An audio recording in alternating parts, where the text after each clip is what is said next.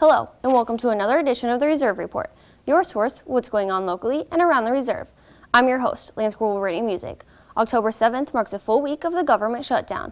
While many services have lost funding, the Department of Defense will continue to fund Operation Enduring Freedom and any other operations necessary for the safety of human life or protection of property, including operations essential for the security of our nation. Defense Secretary Chuck Hagel announced October 5th that civilians placed on furlough during the government shutdown would be back to work in the next week.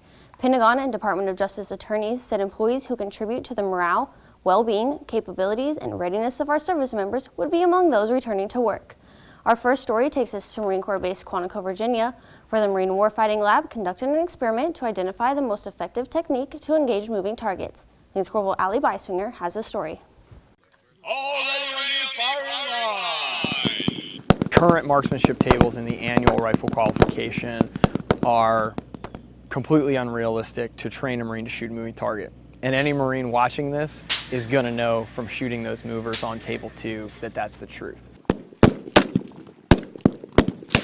Basically, when you go out for your annual qualification every year, you shoot 8 rounds at a moving target, which, you know, for an annual qualification might be sufficient, but is that really going to give me the training I need in a combat scenario to where I have to shoot at somebody that's moving across my line of sight? That's not, you know, another Marine holding up a stick with a target on it, walking at a very slow pace. What am I going to do if I have a target that's running, or I have a target that's running in a stop-and-go manner? The robots, they came with AWG, Asymmetric Warfare Group, out of the Army, and they're basically just a head and torso. They have a spinal column that runs down that registers hits by the percussion of the round going through. It's just a pre-programmed thing, so once you punch in whatever program you want to use, it's just pushing a key to get them to activate. Once we identify the actual technique that is most effective, then we can have the discussion about how we actually train that skill set in the Marine Corps. Potential being to implement some sort of training first as a pre-deployment requirement, and then potentially from there looking at how we modify the way we train moving target engagements for the annual training requirement for the Marine Corps as a whole.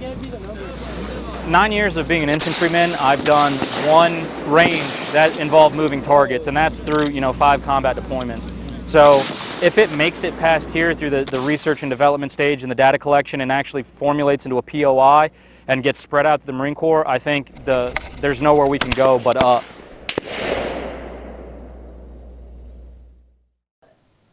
While Marines in Quantico are making strides in training, female Marines are making strides too. The first female Marines to ever be a part of Infantry Training Battalion have completed their first week at Camp Geiger, North Carolina. Lance Corporal Clayton Filipovich has the story. Hurry up, tighten up that gap. Marines with Delta Company began infantry training aboard Camp Geiger, North Carolina. Only, there's one slight change to the new cycle. It's just going to slow you down long enough, right? For the first time ever, female Marines are taking part in infantry training. Their participation supports the Corps' research into women in infantry. Yes, sir. Us putting these Marines through ITB is no different than what we're doing at MCT. Every Marine's a rifleman.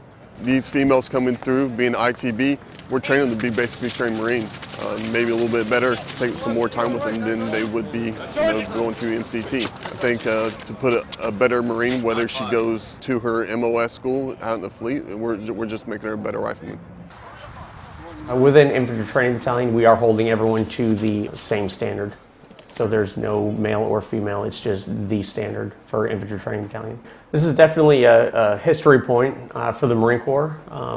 We're assessing it, taking the data input that we have, and everything will be assessed, and no one's held to any different standards. It's all the same standard, and the Marines are going to do good things, and we'll see where history brings us. Talking with a bunch of them, I asked them, why did you do this? And their answer to me was, I wanted a challenge. I think all Marines, they come to the Marine Corps for a challenge, and this was a way for them to put a little bit more effort and do something that, most people won't volunteer for. Reporting from Camp Geiger, North Carolina, I'm Lance Corporal Clayton Filipovich. Research on the incorporation of women in combat-related jobs will be an ongoing process.